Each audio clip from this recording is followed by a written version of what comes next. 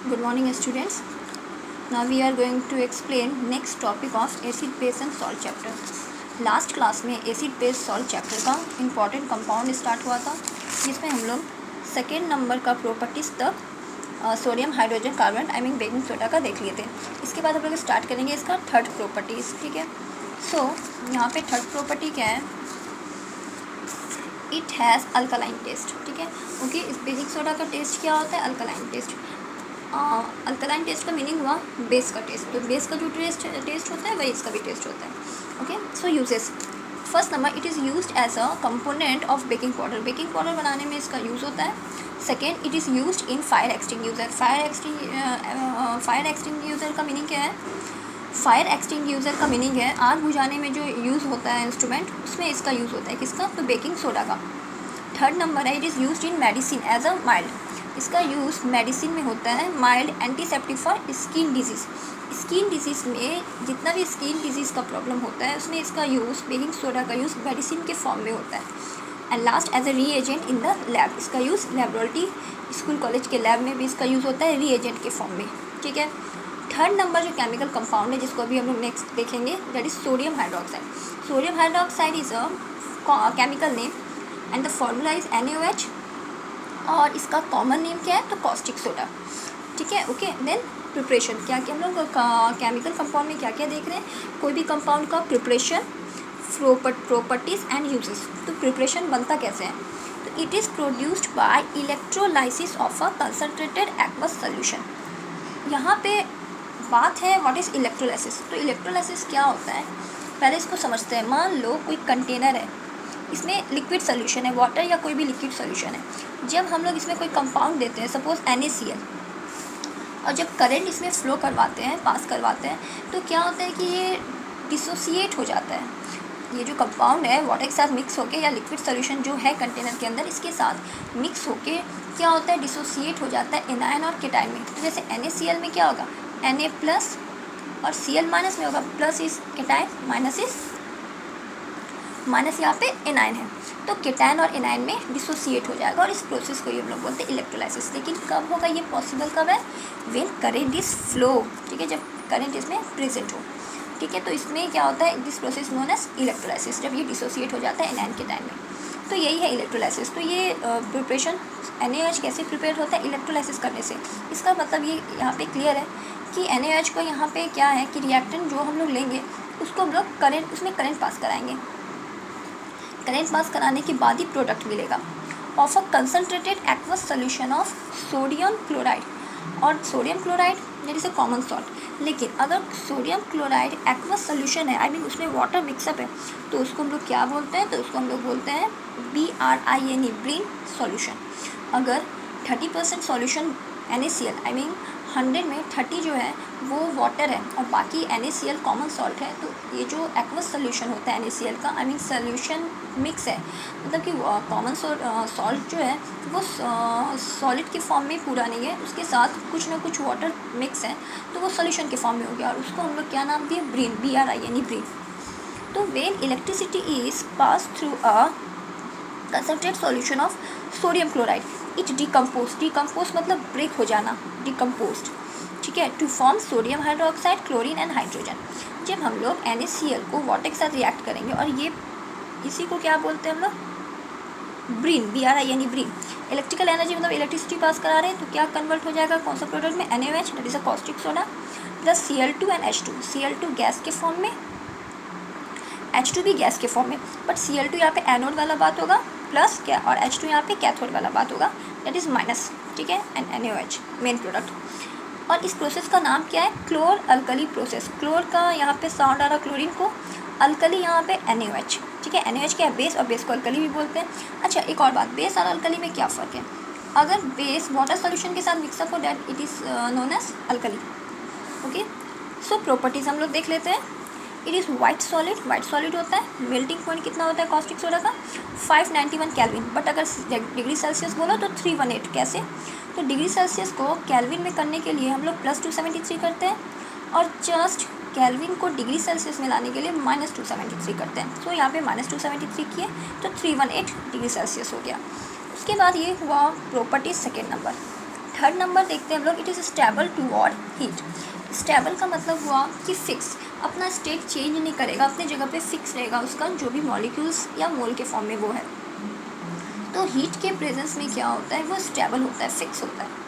Next property and the last property of caustic soda is it is highly soluble in water. ये water में क्या होता है, बहुत ही ज़्यादा सॉल्युबल होता है। वाटर में सॉल्युबल तो होगा ही क्योंकि ये ब्रिंज सोल्यूशन से आया है ना। जब कॉमन सॉल्ट वाटर सोल्यूशन में मिक्सअप है तो उससे उसको जब हम लोग डिकम्पोज किए हीट का इलेक्ट्रिसिटी आई मीन करंट के प्रेजेंस में, तभी ना NaOH I mean caustic soda बना। सो ये वाटर में तो सॉल्युबल होगा ही। देन यूजेस, क्योंकि अभी हम लोग जितना भी लास्ट टॉपिक है ये एसिड बेस सॉल्ट चैप्टर का, तो हम लोग जो केमिकल कंपाउंड पढ़ रहे हैं तो उसमें हम लोग क्या पढ़ रहे हैं, प्रिपरेशन, कॉमन नेम क्या होता है, केमिकल नेम क्या होता है, फार्मूला क्या होता है, preparation, properties and last uses हम लोग पढ़ते हैं। ठीक है, तो यही हम लोग जान रहे हैं। तो यूजेस क्या है, it is the manufacture of soap, paper and many other chemicals. इसका यूज़ क्या होता है, सोप को मैन्युफैक्चर करने में, पेपर और बहुत सारा केमिकल्स में। सोप में कैसे हुआ, क्योंकि ये है क्या, अल्कलाइन NaOH है, तो OH है, इसका मतलब ये बेस है, अल्कली है, तो अल्कली है तो सोप, क्योंकि सोप जो होता है उसमें भी क्या होता है, अल्कली का अल्कलाइन का प्रेजेंस होता है। Second number, in the refining, refining मतलब इम्प्योरिटी को रिमूव करके प्योर स्टेट में लाना, उसको बोलते हैं रिफाइनिंग। अगर कुछ भी इम्प्योरिटीज़ है तो उसको हटा के प्योर करना, उस that is known as refining. तो ये रिफाइन करता है किसको, दैट इज़ अ पेट्रोलियम को और वेजिटेबल ऑयल को। ये सब में क्या होता है, ये तो अर्थ के अंदर होता है, तो ये सब में बहुत सारी इम्प्योरिटीज़ रहते हैं, है ना। जैसे कि मेटल किससे बनता है, और क्या होता है, अर्थ के अंदर तो इम्प्योरिटी प्रेजेंस होता है। तो वैसे हम लोग उसमें बहुत सारा प्रोसेस से होता है, कंसंट्रेशन ऑफ जो भी और होता है उसमें हम लोग जानते हैं कि जैसे फ्लोरोसेंस प्रोसेस होता है, इलेक्ट्रोमैग्नेटिक सेपरेशन होता है, ठीक है, फिर हैंड ब्रेकिंग जो कि बहुत कम यूज़ होता है बट यूज़ होता है, तो वो सब के थ्रू क्या होता है, प्योर किया जाता है। सेम पेट्रोलियम और वेजिटेबल ऑयल को प्योर करने के लिए, रिफाइनिंग करने के लिए कॉस्टिक सोडा का यूज़ किया जाता है। थर्ड नंबर क्या है, in the purification of bauxite from the extraction of aluminium. Aluminium is a metal, but ये एल्यूमिनियम जो होता है ये कौन से फॉर्म में, और किस फॉर्म में आता है, तो कौन सा और से एल्यूमिनियम बनेगा, बॉक्साइट। बॉक्साइट का फॉर्मूला क्या होता है, बॉक्साइट का फॉर्मूला होता है Al2O3.2H2O।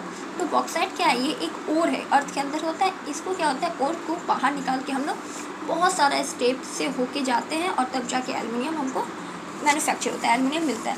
तो बॉक्साइट जो है उसको प्योर करने के लिए हम लोग यूज़ करते हैं कॉस्टिक सोडा का। ठीक है, ये एक चैप्टर है मेटल एंड नॉन मेटल, जो कि 10th क्लास में लास्ट चैप्टर है। उसमें हम पूरा जानेंगे कि कैसे कोई और को कितना प्रोसेस 4-5 स्टेप्स में कैसे उसको हम लोग प्योर करते हैं। ठीक है, जैसे इसमें एक है रिफाइनिंग, आइसोलेशन ऑफ ओर, जैसे कि रोस्टिंग होता है, कैल्सिनेशन होता है, concentrated of ore I mean pure करते हैं।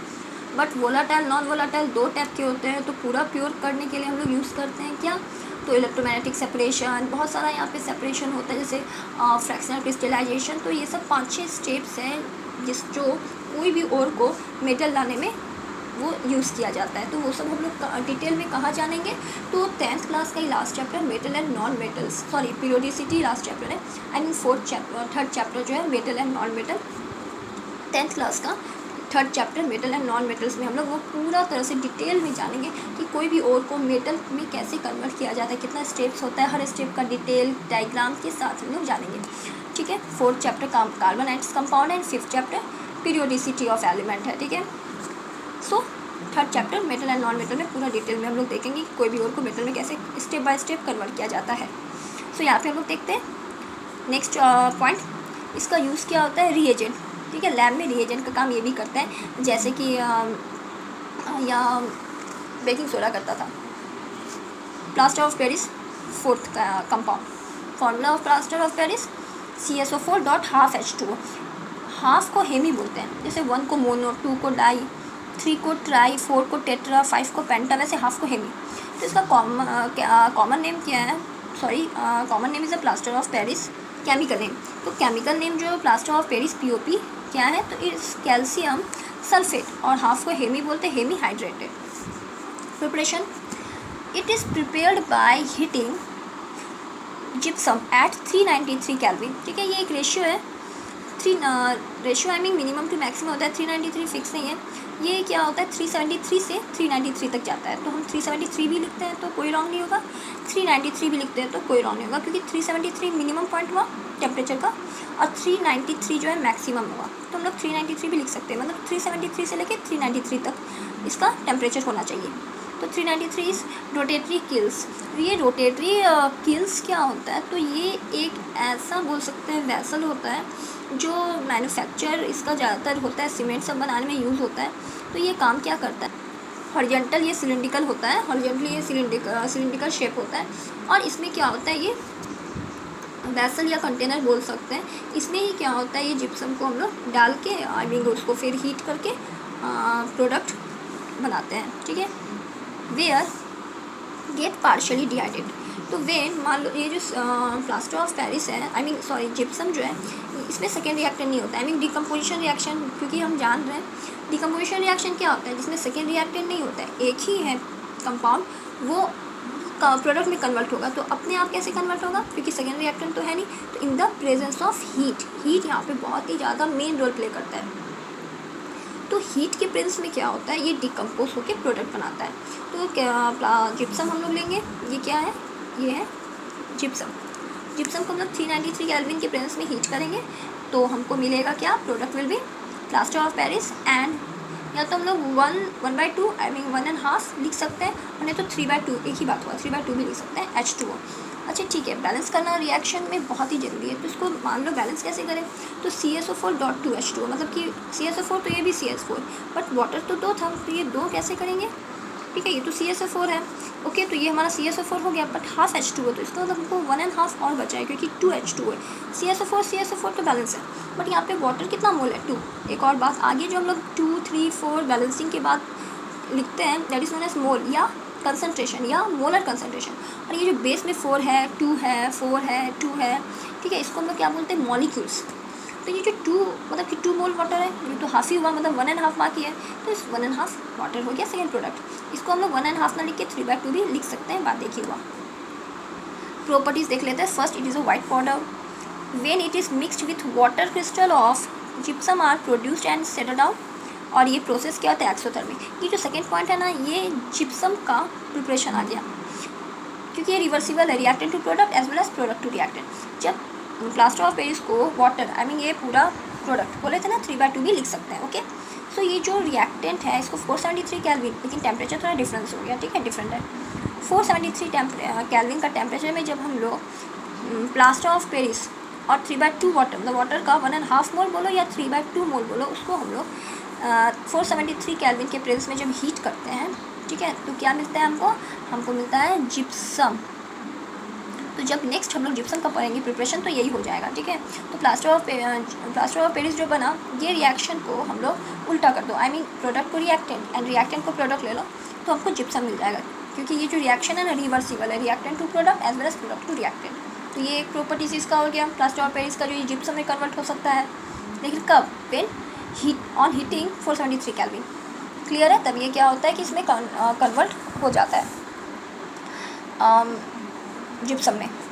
उसके बाद नेक्स्ट है, सो 2 यहाँ पे प्रॉपर्टीज़ हुआ प्लास्टर ऑफ पेरिस का, पीओपी का। अब हम लोग देखेंगे uses. POP I mean plaster of Paris, हम यहाँ पे शॉर्ट में लिखे हैं, बट नोट्स बनाओगे तो पीओपी नहीं लिख के प्लास्टर ऑफ पेरिस पूरा लिखना।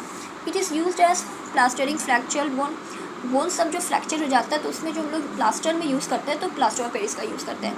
Second, it is used in making toys, बच्चों का खिलौना सब बनाने में यूज़ हो रहा। And last, it is used in making blackboard chalk. Blackboard का जो चॉक होता है उसको बनाने में यूज़ होता है। And last, chemical compound gypsum, formula CSO4.2H2O, और इसका केमिकल नेम क्या हो जाएगा, तो इसका केमिकल नेम हो जाएगा सोडियम सल्फेट। 2 को हम लोग डाई बोलते हैं, डाई हाइड्रेटेड। प्रिपरेशन वही, अभी जो हम सेकेंड नंबर इसका प्रॉपर्टीज़ बताए थे प्लास्टर ऑफ पेरिस का, वही तो प्रिपरेशन हो जाएगा ना। तो यहाँ पे क्या हो जाएगा कि वही बात है, वेन प्लास्टर ऑफ पेरिस जो है उसको हम लोग डिकम्पोज कर रहे हैं इन द प्रेजेंस ऑफ या हीटिंग कितना पे, तो 473, ठीक है, डिकम्पोज करेंगे आई मीन ब्रेक करेंगे 473 केल्विन के प्रेजेंस में हीट देने पे, तो क्या बनेगा, ये जिप्सम बनेगा, ठीक है। ऑलरेडी बैलेंस है हाफ और 3/2 या 1/2 लिख सकते हैं, तो 3/2 और हाफ हो गया 2। ये जिप्सम और ये बैलेंस है। और एक बात, केमिकल रिएक्शन को बैलेंस हमेशा रखना, अगर बैलेंस नहीं होगा तो वो रिएक्शन कंप्लीट नहीं हुआ। सो बैलेंसिंग बहुत ही ज़रूरी है। प्रॉपर्टीज़ क्या है? Properties, first it is usually white in colour, white colour का होता है, या कभी कभी ग्रे में भी ये दिख जाता है। Second, it is known to have low thermal conductivity. यहाँ पे थर्मल मतलब हीट, तो इसमें हीट का ये कंडक्टर नहीं है। Conductivity I mean conductor, conductor क्या होता है? जो करंट को क्या करता है? फ्लो होने देता है, पास होने देता है। इंसुलेटर जो करंट को फ्लो नहीं होने देता है। तो ये थर्मल कंडक्टिविटी इसका बहुत लो होता है। आई मीन ये जिप्सम जो होता है वो, उसमें हीट जो है वो बहुत रेयर होता है, बहुत कम होने का चांस है, क्योंकि हीट का ये कंडक्टर नहीं है, बहुत कम होता है। नहीं तो नहीं बोल सकते हैं, बहुत कम होता है, ठीक है। मतलब हीट को, कंडक्टिविटी मतलब कंडक्टर जो करंट को या हीट को पास होने दे, फ्लो होने दे, जाने दे सर्किट में, तो ये बहुत कम चांसेस होता है कि प्लास्टर ऑफ पेरिस में हीट प्रोड्यूस हो या हीट आए, ठीक है। नेक्स्ट, जिप्सम जो क्रिस्टल होता है वो क्या होता है? ट्रांसपेरेंट। ट्रांसपेरेंट जानते हैं, जो आर पार देख सके। And just opposite to transparent is opaque. Opaque means इसको आर पार नहीं देख सकते हैं। एंड लास्ट, यूजेस, इसका यूज़ क्या है? It is used in making surgical, ठीक है, सर्जिकल और जैसे ऑपरेशन सब में ये सब सर्जिकल का यूज़ होता है इंस्ट्रूमेंट में।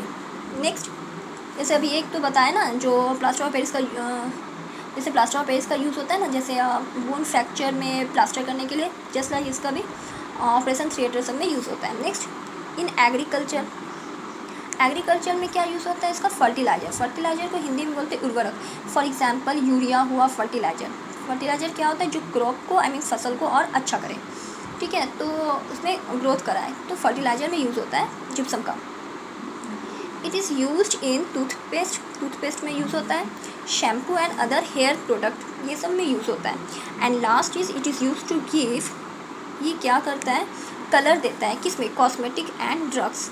ड्रग्स का मीनिंग यहाँ पे मेडिसिन है, तो मेडिसिन और कॉस्मेटिक जितना भी सामान होता है ये सब में कलर देने का यूज़ करता है कौन? जिप्सम। तो यहाँ पे जाके 5 chemical compound acid base salt chapter का कंप्लीट हुआ, ठीक है ना। फर्स्ट में सोडियम कार्बोनेट जैसे वॉशिंग सोडा पढ़े, बेकिंग सोडा पढ़े, फिर कॉस्टिक सोडा पढ़े, फिर जिप्सम और प्लास्टर ऑफ पेरिस पढ़े। इसमें क्या क्या प्रिपरेशन, दोनों प्रॉपर्टीज़ एंड यूजेस हम लोग देखें, ठीक है। तो इसके साथ acid base salt chapter A to Z complete हुआ, ओके। इसके साथ first second chapter acid base and salt chapter जो कि 10th क्लास का है A to Z कंप्लीट हुआ। नेक्स्ट क्लास में, नेक्स्ट वीडियो में हम लोग फर्स्ट चैप्टर स्टार्ट करेंगे, ओके।